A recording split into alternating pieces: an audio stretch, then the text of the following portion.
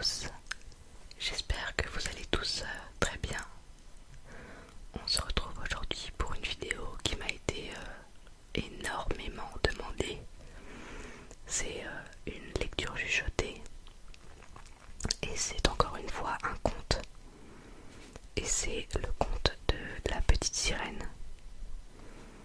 Donc j'ai enfin trouvé du temps pour filmer.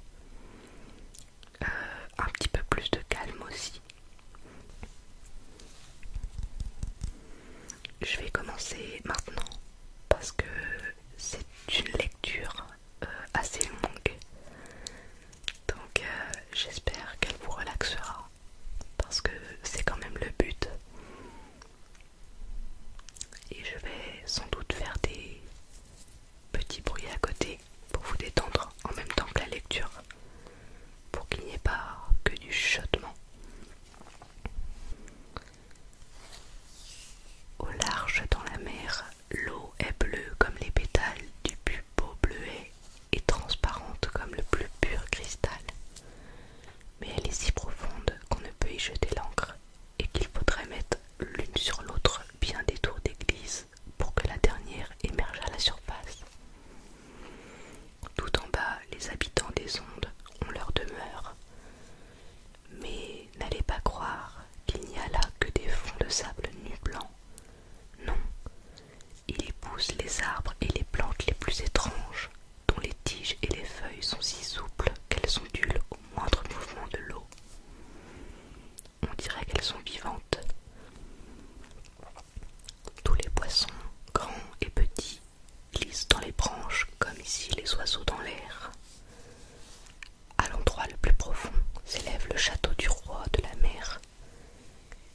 Les murs en sont de corail et les hautes fenêtres pointues sont faites de l'ambre le plus transparent. Mais le toit est en coquillage qui se ferme ou s'ouvre au passage des courants.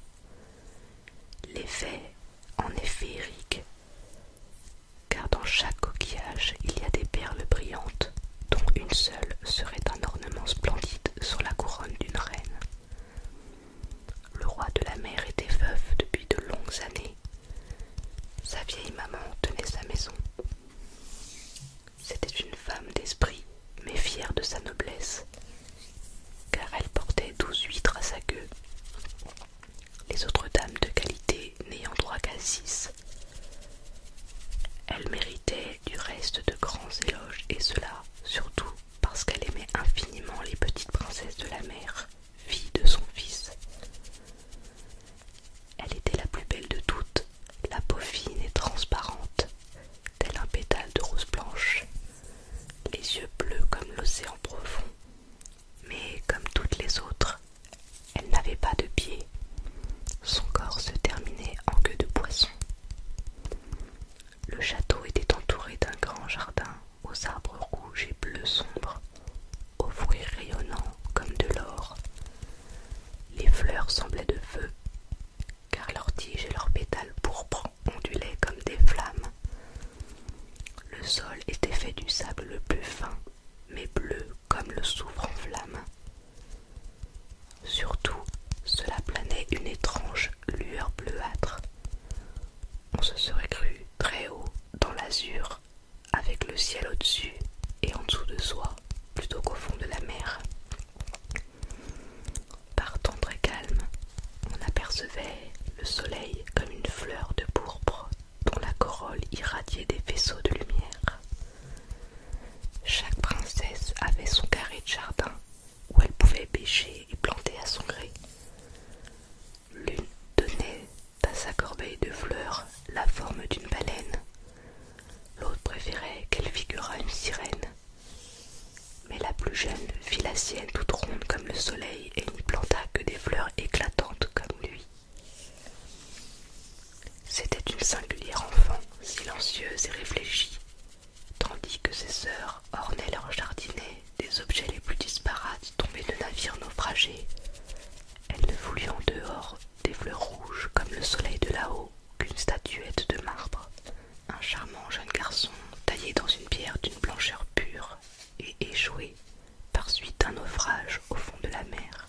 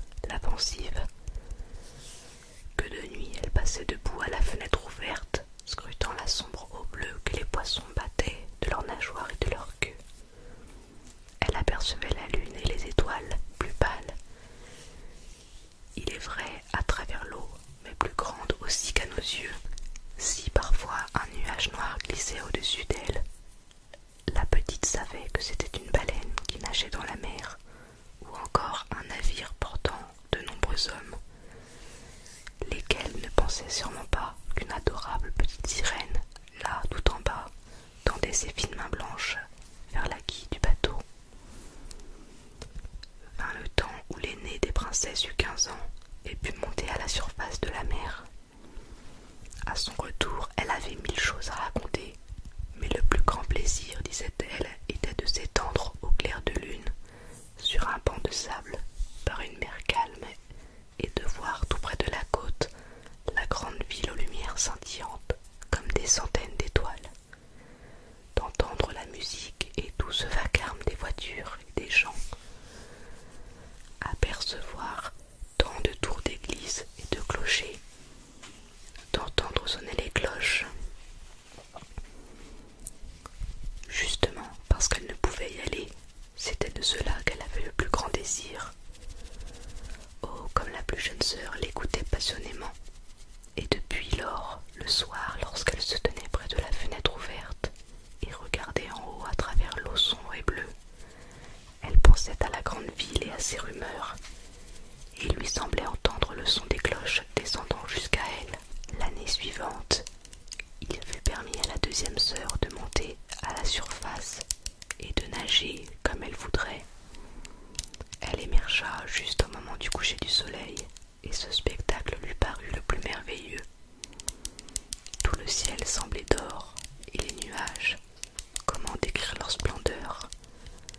Pourpre et violet, ils voguaient au-dessus d'elle, mais plus rapides qu'eux, comme un long voile blanc. Une troupe de cygnes sauvages volait très bas au-dessus de l'eau vers le soleil qui baissait. Elle avait nagé de ce côté, mais ils s'étaient enfoncés. Ils avaient disparu et la lueur rose s'était éteinte sur la mer et sur les nuages. L'année suivante, ce fut le tour de la troisième sœur. Elle était la plus hardie de toutes. Aussi remonta-t-elle le cours d'un large fleuve qui se jetait dans la mer. Elle vit de jolies collines vertes couvertes de vignes, des châteaux et des fermes apparaissaient au milieu des forêts. Elle entendait les oiseaux chanter, et le soleil ardent l'obligeait souvent à plonger pour rafraîchir son visage brûlant. Dans une petite anse, elle rencontra un groupe d'enfants qui couraient tout nus et barbotaient dans l'eau. Elle aurait aimé jouer avec eux, mais ils s'enfuirent effrayés. Et un petit animal noir, c'était un chien, mais elle n'en avait jamais vu, aboya si férocement après elle qu'elle prit peur et nagea vers le large. La quatrième n'était pas si téméraire. Elle resta au large et raconta que c'était là, précisément, le plus beau. On voyait à des lieues autour de soi, et le ciel au-dessus semblait une grande cloche de verre. Elle avait bien vu des navires, mais de très loin. Ils ressemblaient à de grandes mouettes. Les dauphins avaient fait des culbutes, et les immenses baleines avaient fait jaillir l'eau de leurs narines, des centaines de jets d'eau. Vint enfin le tour de la cinquième sœur. Son anniversaire se trouvait en hiver. Elle vit ce que les autres n'avaient pas vu. La mer était toute verte. De ci, de là flottaient de grands icebergs dont chacun avait l'air d'une perle. Elle était montée sur l'un d'eux et tous les voiliers s'écartaient effrayés de l'endroit où elle était assise. Ses longs cheveux flottant au vent, mais vers le soir, les nuages obscurcirent le ciel. Il y eut des éclairs et du tonnerre. La mer noire élevait très haut les blocs de glace scintillant dans le zigzag de la foudre. Sur tous les bateaux, on carguait les voiles dans l'angoisse et l'inquiétude. Mais elle, assise sur l'iceberg flottant, regardait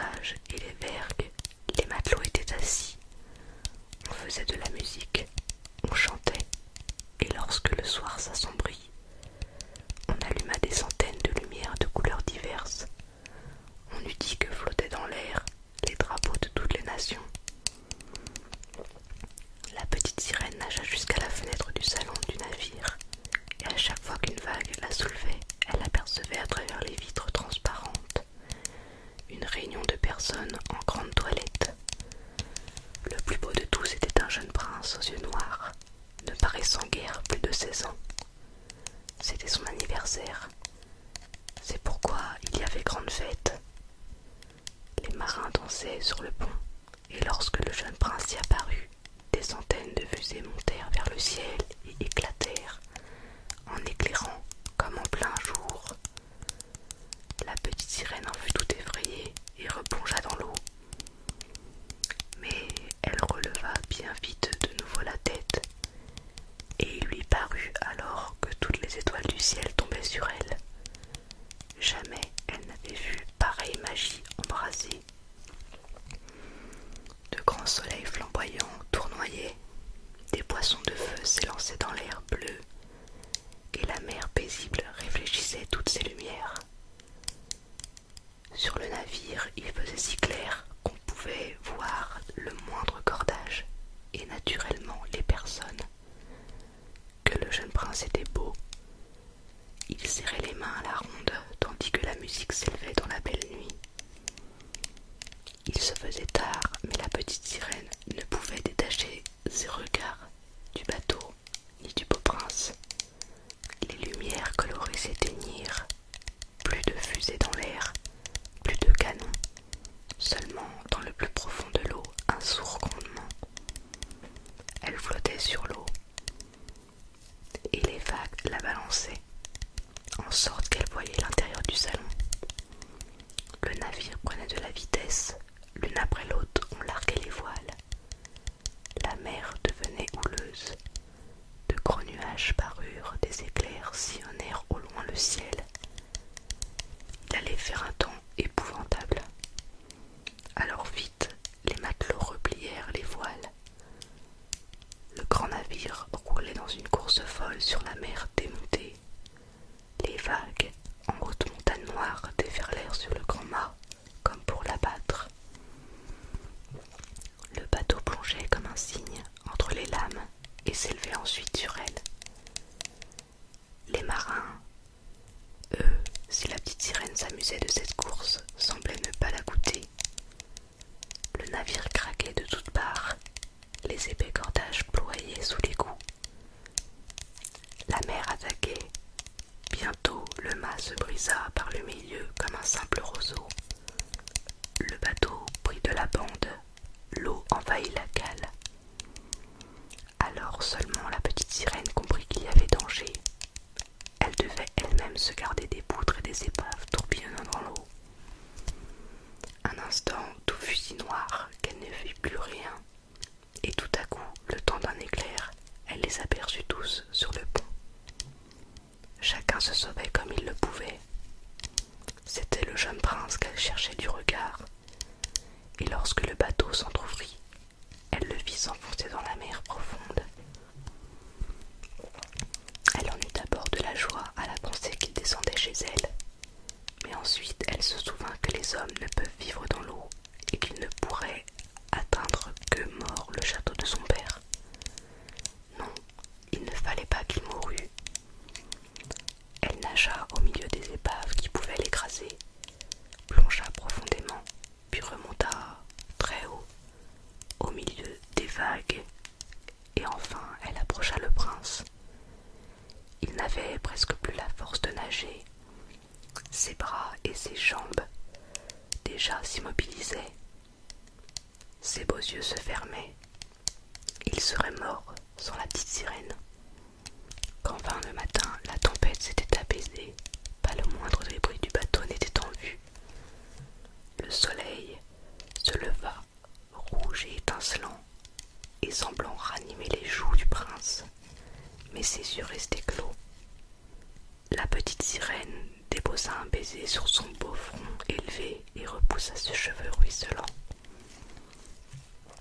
Elle voyait maintenant devant elle la terre ferme, aux hautes montagnes bleues couvertes de neige, aux belles forêts vertes descendant jusqu'à la côte. Une église ou un cloître s'élevait là. Elle ne savait au juste, mais un bâtiment. Des citrons et des oranges poussaient dans le jardin, et devant le portail se dressaient des palmiers. La mer creusait là une petite crique à l'eau parfaitement calme mais très profonde, baignant un rivage rocheux couvert d'un sable blanc très fin. Elle nagea jusque-là avec le beau prince. sable en ayant soin de relever sa tête sous les chauds rayons du soleil. Les cloches se mirent à sonner dans le grand édifice blanc et des jeunes filles traversèrent le jardin.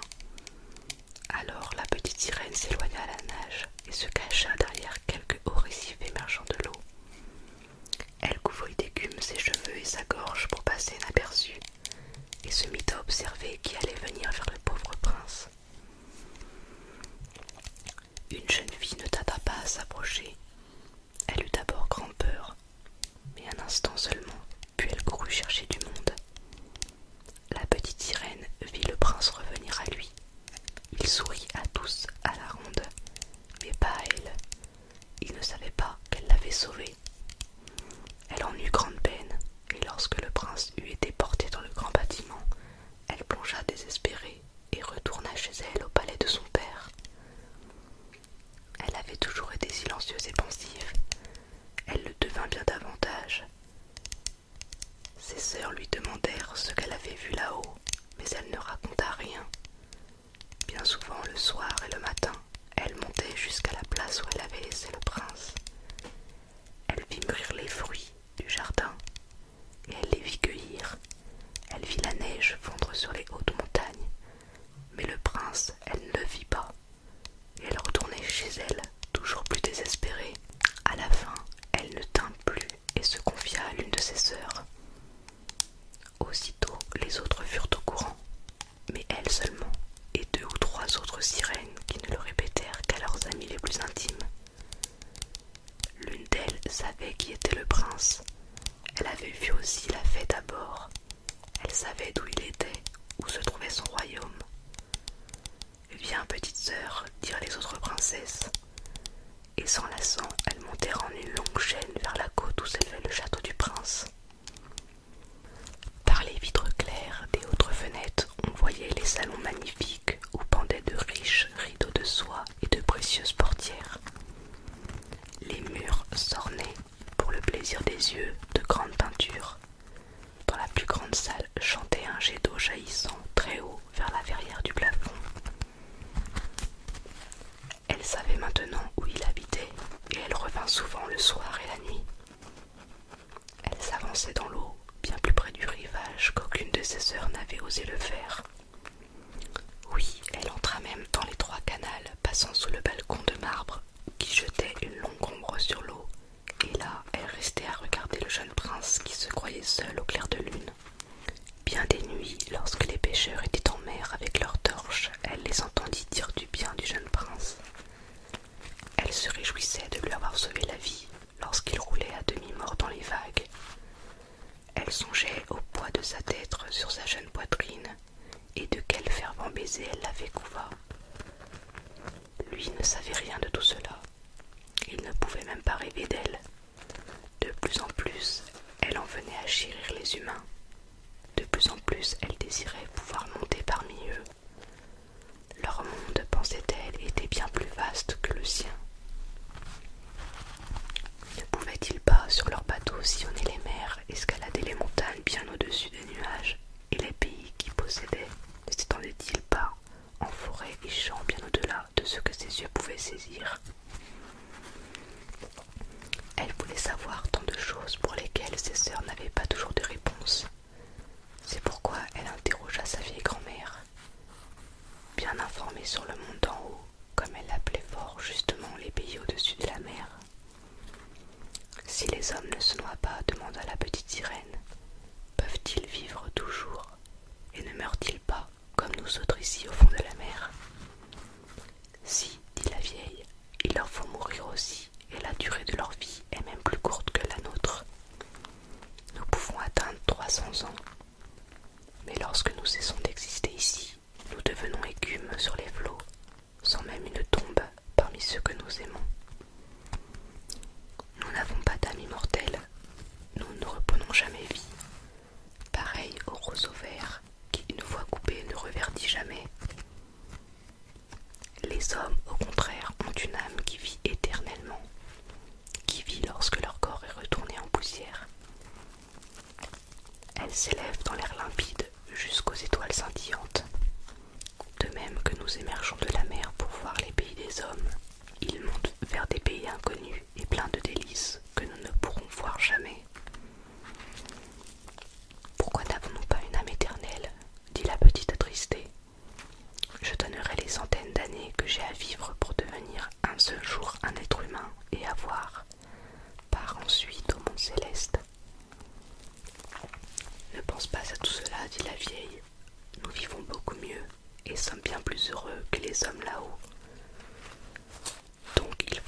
branches meurent et flottent comme écume sur la mer et n'entendent jamais plus la musique des vagues, ne voient plus les fleurs ravissantes et le rouge soleil.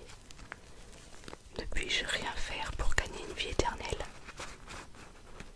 Non, dit la vieille, à moins que tu sois si cher à un homme, que tu sois pour lui plus que père et mère, qu'il s'attache à toi de toutes ses pensées, de tout son amour, qu'il fasse par un prêtre mettre sa main droite dans la tienne en te promettant fidélité ici-bas et dans l'éternité. Alors ton âme glisserait dans ton corps et tu aurais part au bonheur humain. Il te donnerait une âme et conserverait la sienne.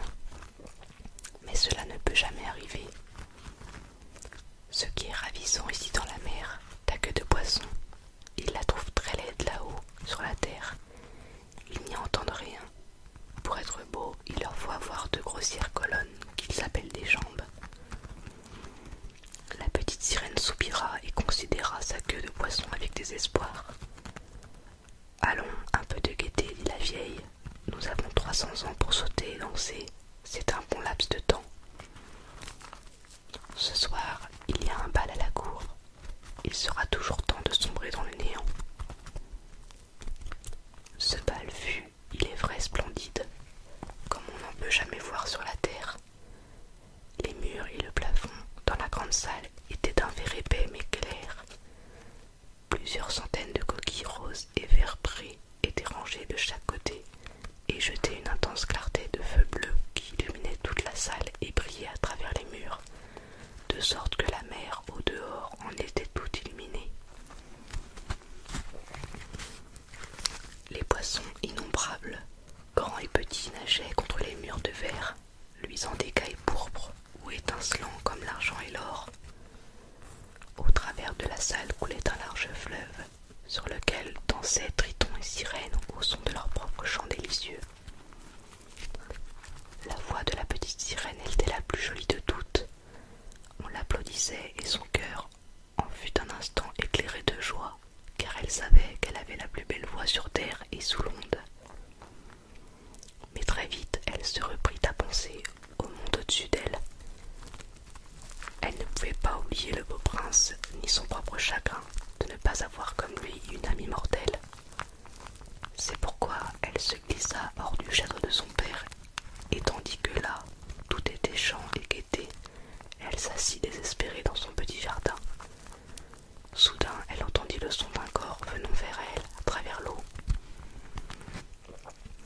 Il s'embarque sans doute là-haut, maintenant, celui que j'aime plus que père et mère, celui vers lequel vont toutes mes pensées, et dans la main de qui je mettrai tout le bonheur de ma vie.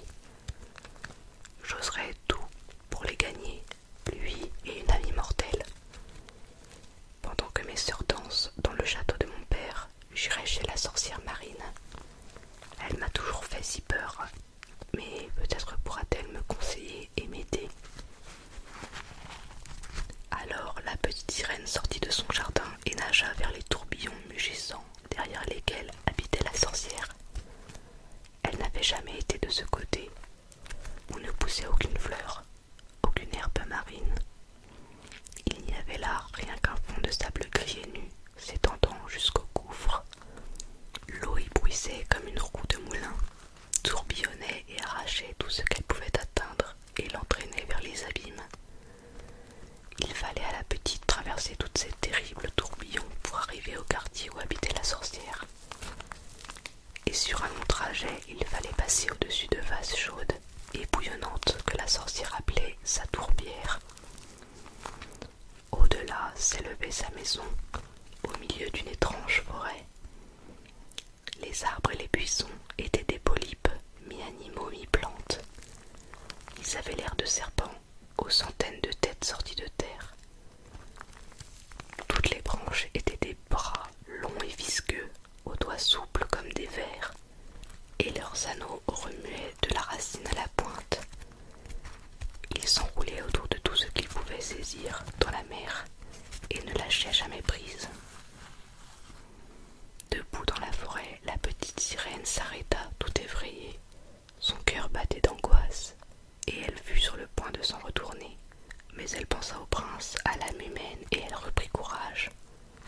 Elle enroula bien serré autour de sa tête ses longs cheveux flottants pour ne pas donner prise aux polypes, croisa ses mains sur sa poitrine et s'élança comme le poisson peut voler à travers l'eau, au milieu des hideux polypes qui étendaient vers elle leurs bras et leurs doigts. Elle arriva dans la forêt à un espace visqueux où s'ébattaient de grandes couleuvres d'eau, montrant des ventres jaunâtres, affreux et gras. Au milieu de cette place s'élevait une maison, construite en ossements humains. La sorcière y était assise et donnait à manger à un crapaud sur ses lèvres, comme on donne du sucre à un canari. « Je sais bien ce que tu veux, dit la sorcière, et c'est bien bête de ta part. Mais ta volonté sera faite, car elle t'apportera le malheur, ma charmante princesse. Tu voudrais te débarrasser de ta queue de poisson et avoir à sa place 2 moignons pour marcher comme le font les hommes, afin que le jeune prince s'éprenne de toi, que tu puisses l'avoir en même temps qu'une amie mortelle. »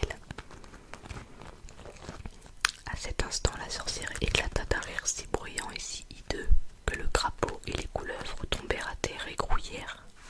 « Tu viens juste au bon moment, ajouta-t-elle. Demain matin, au lever du soleil, je n'aurai plus pu t'aider avant une année entière. Je vais te préparer un breuvage avec lequel tu nageras avant le lever du jour jusqu'à la côte. Et là, assise sur la grève, tu le boiras.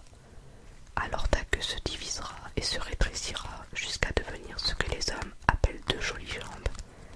Mais cela fait mal. Tu souffriras comme si la lame d'une épée te traversait.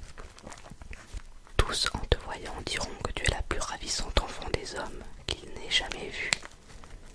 Tu garderas ta démarche ailée. Nulle danseuse n'aura ta légèreté, mais chaque pas que tu feras sera comme si tu marchais sur un couteau effilé qui ferait couler ton sang. Si tu veux souffrir tout cela, je t'aiderai. Oui, dit la petite sirène d'une voix tremblante, en pensant au prince et à son ami mortel. Mais n'oublie pas, dit la sorcière, que lorsque tu auras une apparence humaine, tu ne pourras jamais redevenir une sirène, jamais redescendre auprès de tes sœurs dans le palais de ton père. Et si tu ne gagnes pas l'amour du prince au point qu'il oublie pour toi son père et sa mère, qu'il s'attache à toi de toutes ses pensées et demande au pasteur d'unir vos mains afin que vous soyez mariés femme, alors tu n'auras jamais une âme immortelle. Le lendemain matin, du jour où il en épouserait une autre, ton cœur se briserait et tu ne serais plus qu'écume sur la mer.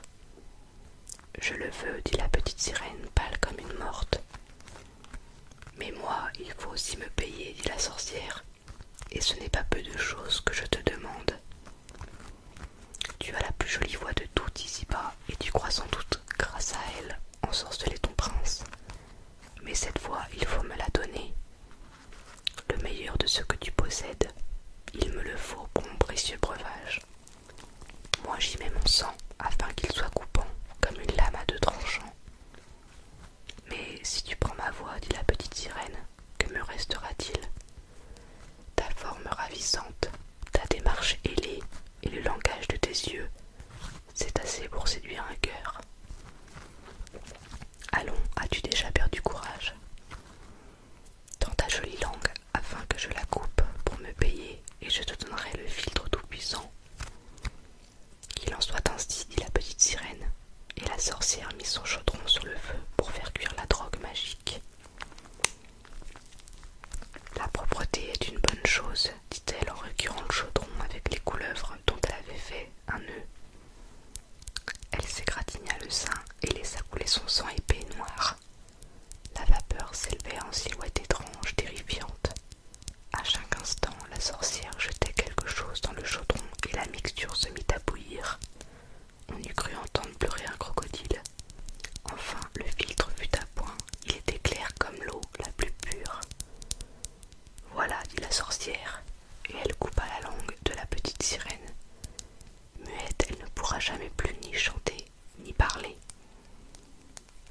Si les polypes essaient de t'agripper lorsque tu retourneras à travers la forêt, jette une seule goutte de ce breuvage sur eux, et leurs bras et leurs se briseront en mille morceaux. La petite sirène n'eut pas à le faire. Les polypes reculaient effrayés en voyant le filtre lumineux qui brillait dans sa main comme une étoile. Elle traversa rapidement la forêt, le marais et le courant mugissant. Elle était devant le palais de son père. Les lumières étaient éteintes dans la grande salle du bal.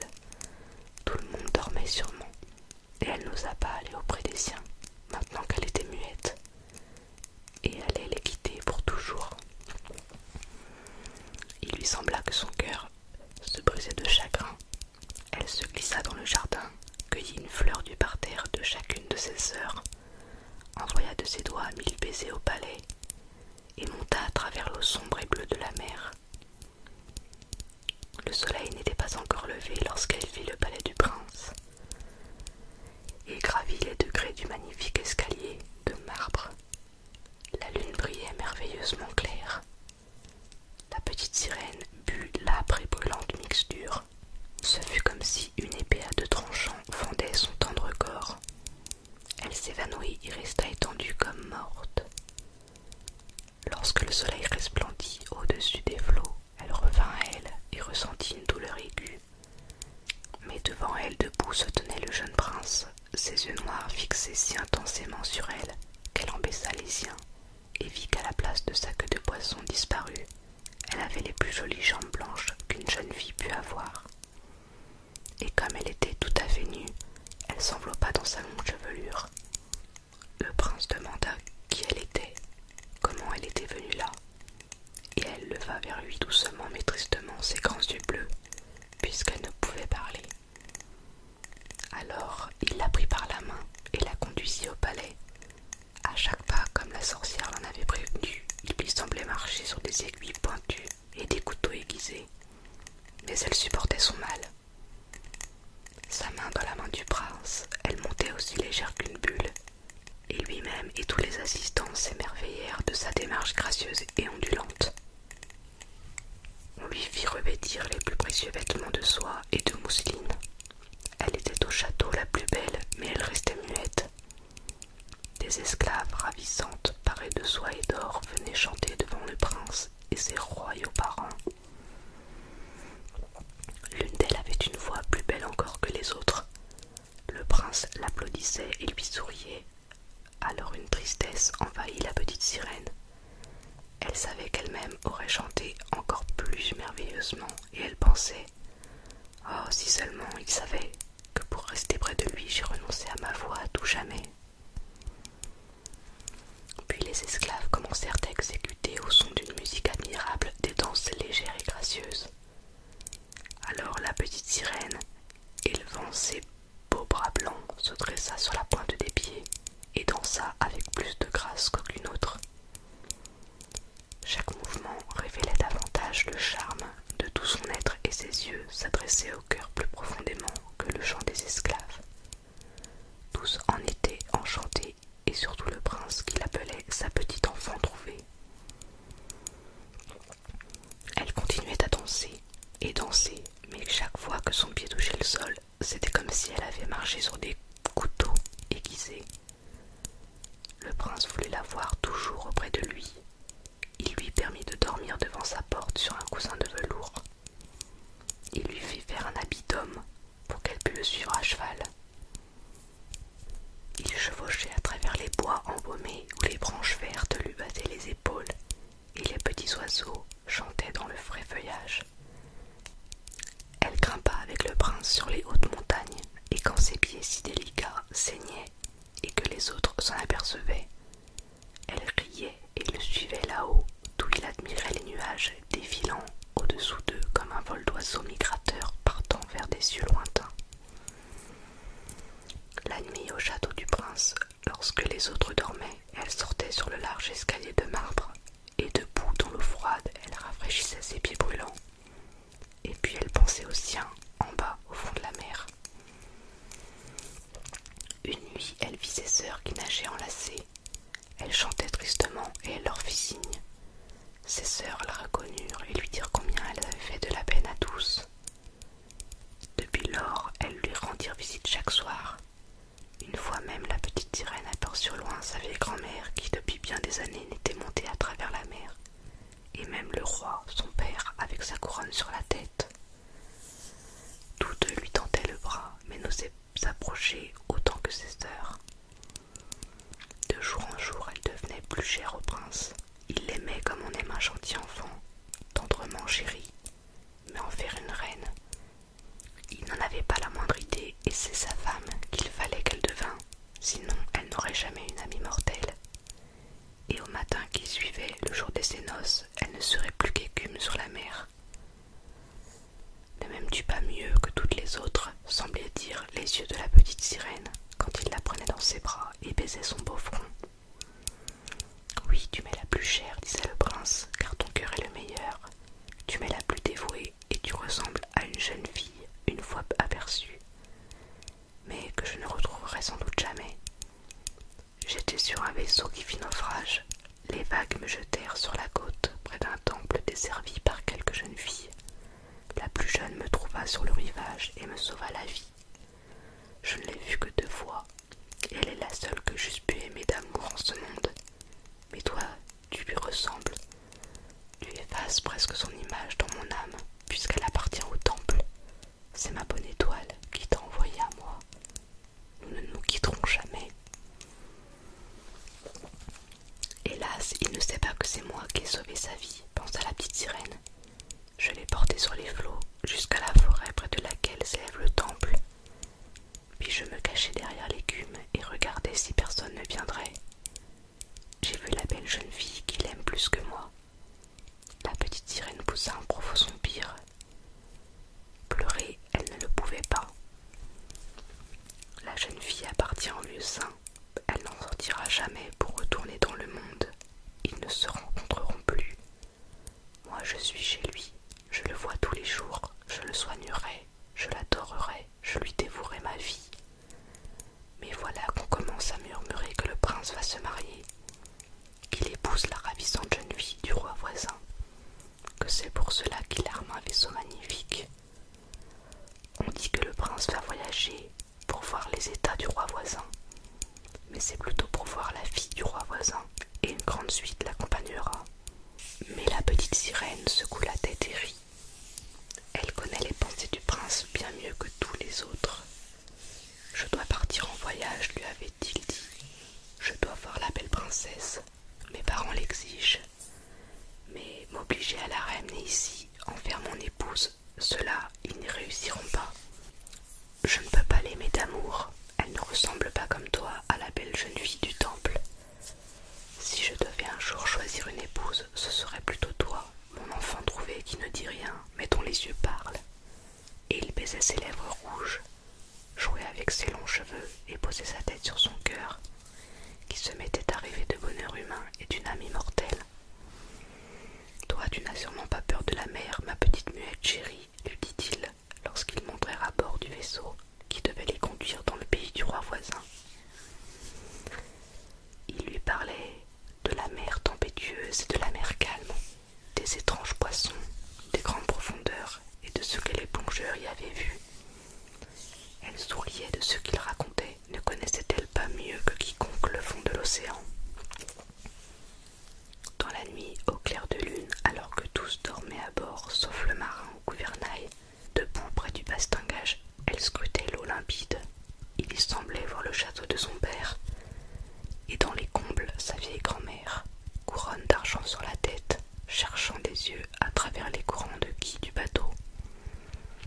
Puis ses sœurs arrivèrent à la surface, la regardèrent tristement et tordant leurs mains blanches. Elle leur fit signe, leur sourit, voulut leur dire que tout allait bien, qu'elle était heureuse. Mais un mousse s'approchant, les sœurs replongèrent et le garçon demeura persuadé que cette blancheur aperçue n'était qu'écume sur l'eau. Le lendemain matin, le vaisseau fit son entrée dans le port splendide de la capitale du roi voisin. Les cloches des églises sonnaient du haut des tours, on soufflait dans les trompettes, tandis que les soldats sous les drapeaux flottants présentaient les armes. Chaque jour, il y eut fête, bal et réception. Se succédaient, mais la princesse ne paraissait pas encore. On disait qu'elle était élevée au loin, dans un couvent,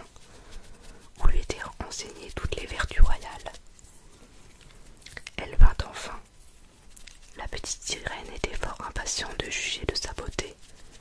Il lui fallut reconnaître qu'elle n'avait jamais vu fille plus gracieuse. Sa peau était douce et pâle, et derrière les longs cils, 2 yeux fidèles, d'un bleu sombre, souriaient. C'était la jeune fille du temple. « C'est toi, dit le prince, je te retrouve, toi qui m'as sauvé lorsque je gisais comme mort sur la grève. » Et il serra dans ses bras sa fiancée rougissante. « Oh, je suis trop heureux, dit-il à la petite sirène. Voilà que se réalise ce que je n'eusse jamais osé espérer. Toi qui m'aimes mieux que toutes les autres, tu te réjouiras de mon bonheur. » La petite sirène lui baisait les mains, mais elle sentait son cœur se briser. Ne devait-elle pas mourir au matin qui suivait les noces? Mourir et n'être plus qu'écume sur la mer. Des héros parcouraient les rues à cheval pour calmant les fiançailles. Bientôt toutes les cloches des églises sonnèrent, sur tous les autels des huiles parfumées brûlaient dans de précieux vases d'argent. Les prêtres balancèrent les encensoirs et les époux se tendirent la main et reçurent la bénédiction de l'évêque. La petite sirène, vêtue de soie et d'or, tenait la traîne de la mariée. Mais elle n'entendait pas la musique sacrée. Ses yeux ne voyaient pas la cérémonie sainte. Elle pensait à la nuit de sa mort, à tout ce qu'elle avait perdu en ce monde. Le soir même, les époux embarquèrent aux salves des canons sous les drapeaux flottants. Au milieu du pont, une tente d'or et de pourpre avait été dressée, garnie de coussins moelleux où les époux reposeraient dans le calme et la fraîcheur de la nuit. Les voiles se gonflèrent au vent et le bateau glissa sans effort et sans presque se balancer sur la mer limpide. La nuit venue, on alluma des lumières de toutes les couleurs et les marins se mirent à danser. La petite sirène pensa au soir où pour la première fois elle avait émergé de la mer et avait aperçu le même faste et la même joie. Elle se jeta dans le tourbillon de la danse, ondulant comme ondule un cygne pour chasser, et tout le monde l'acclamait et l'admirait. Elle n'avait jamais dansé si divinement. Si des lames aiguës transperçaient ses pieds délicats, elle ne les sentait même pas. Son cœur était meurtri d'une bien plus grande douleur. Elle savait qu'elle le voyait pour la dernière fois, lui pour lequel elle avait abandonné les siens et son foyer, perdu sa voix.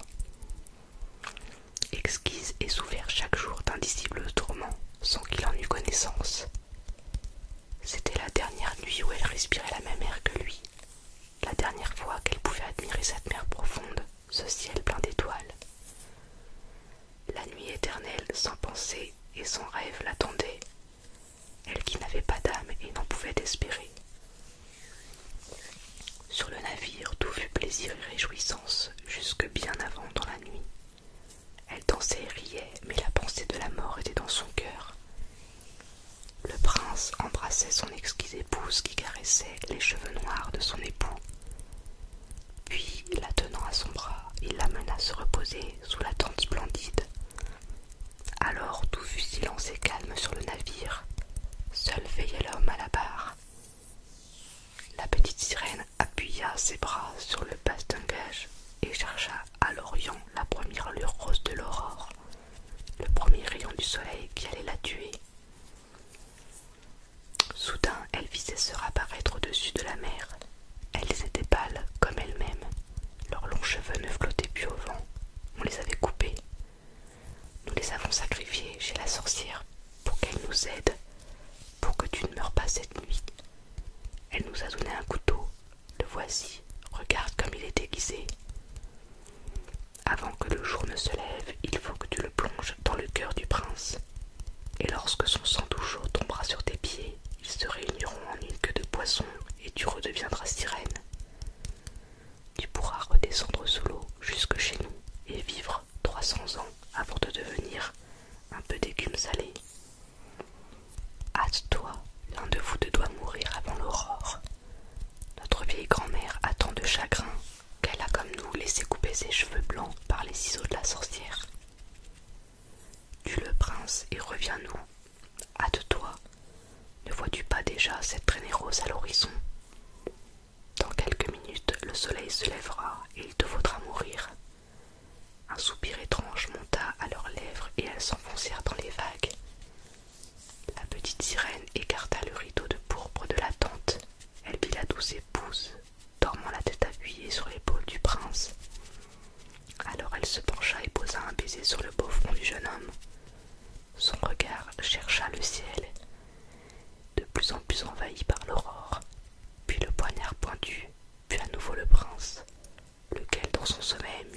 le nom de son épouse qui occupait seule ses pensées. Et le couteau trembla dans sa main. Alors tout à coup, elle le lança au loin, dans les vagues qui rougirent à l'endroit où il toucha les flots, comme si des gouttes de sang jaillissaient à la surface. Une dernière fois, les yeux voilés, elle contempla le prince et se jeta dans la mer, où elle sentit son corps se dissoudre en écume. Maintenant, le soleil surgissait majestueusement de la mer. Ses rayons tombaient doux et chauds sur l'écume glacée, et la petite sirène ne sentait pas la mort. Elle voyait le clair soleil, et au-dessus d'elle planaient des centaines de charmants êtres transparents. À travers eux, elle apercevait les voiles blanches du navire, les nuages roses du ciel. Leur voix était mélodieuse, mais si immatérielle qu'aucune oreille terrestre ne pouvait les capter, pas plus qu'aucun regard humain ne pouvait les voir. Sans elle, elles flottaient par leur seule légèreté à travers l'espace. La petite sirène sentit qu'elle avait un corps comme le leur qui s'élevait de plus en plus haut au-dessus de l'écume. « Où vais-je » demanda-t-elle, et sa voix, comme celle des autres êtres, était si immatérielle qu'aucune musique humaine ne peut l'exprimer. « Chez les filles de l'air, répondirent-elles. Une sirène n'a pas d'ami mortel, ne peut jamais en avoir, à moins de gagner l'amour d'un homme. C'est d'une volonté étrangère que dépend son existence éternelle. Les filles de l'air n'ont pas non plus d'âme immortelle, mais elles peuvent par leur bonne action s'en créer une. Nous nous envolons vers le pays chaud où les effluves de la peste tuent les hommes. Nous y soufflons la fraîcheur. Nous répandons le parfum des fleurs dans l'atmosphère et leur arôme porte le réconfort et la guérison. Lorsque durant 300 ans, nous nous sommes efforcés de faire le bien, tout le bien que nous pouvons, nous obtenons une âme immortelle et prenons part à l'éternelle félicité des hommes. Toi aussi, pauvre petite sirène, tu as de tout cœur cherché le bien comme nous. Tu as souffert et supporté de souffrir. Tu t'es osé jusqu'au monde des esprits de l'air. Maintenant, tu peux toi-même, par tes bonnes actions, te créer une âme immortelle dans 300 ans. Alors la petite sirène leva ses bras transparents vers le soleil de Dieu, et pour la première fois des larmes montèrent à ses yeux. Sur le bateau, la vie et le bruit avaient repris. Elle vit le prince et sa belle épouse la chercher de tous les côtés. Elle les vit fixer tristement leurs regards sur l'écume dansante, comme s'ils avaient deviné qu'elle s'était précipitée dans les vagues. Invisible, elle baissa le front de l'époux, lui sourit, et avec les autres filles de l'air, elle monta vers les nuages roses qui voguaient dans l'air. Dans 300 ans, nous entrerons ainsi au royaume de Dieu. Nous pouvons même y entrer avant, murmura l'une d'elles. Invisibles, nous pénétrons dans les maisons des hommes où il y a des enfants. Et chaque fois que nous trouvons un enfant sage qui donne de la joie à ses parents et mérite leur amour, Dieu raccourcit notre temps d'épreuve. Lorsque nous voltigeons à travers la chambre et que de bonheur nous sourions, l'enfant ne sait pas qu'un an nous est soustrait sur les 300. Mais si nous trouvons un enfant cruel et méchant, il nous faut pleurer de chagrin. Et chaque larme ajoute une journée à notre temps d'épreuve. Voilà, c'est ici que se termine la très longue lecture de ce conte. J'espère que cela vous aura relaxé ou détendu, voire même, qui sait, peut-être endormi. Et peut-être que dans ce cas, vous n'aurez même pas la chance de m'entendre parler pour la fin de cette vidéo. Et que vous serez déjà au pays des rêves. Je vous souhaite une très bonne nuit, ou alors une très bonne détente, une bonne sieste, car je ne sais pas vraiment à quelle heure vous allez regarder cette vidéo.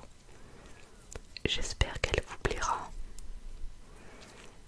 J'espère que le rendu final sera bien, parce que